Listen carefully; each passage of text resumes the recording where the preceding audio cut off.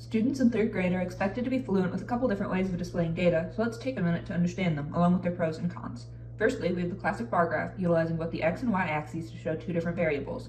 Note how we have a title, a unit on both axes, and a display of scale. Also, the bars don't touch, they are individual rectangles. Bar graphs are a fairly universal way of communicating data through to adulthood, but for young learners, they impose a couple challenges. Firstly, the exact amount a bar goes may not be given. A bit of interpretation may be needed for those in between consistent guidelines. Secondly, the two different axes require a lot of information, so they may need some time to adjust to them.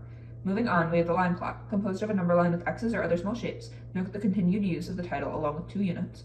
Now, we have a guide to denote what our shapes mean. Some notes in favor of this method are how familiar the single number line system would be at this point, along with the easily countable denotation of data, leaving less room for user error. However, that very simplicity leads to its defects. This method hurts efficiency in creation, especially for large data sets, where all of a sudden work scales directly to the number of items in a set.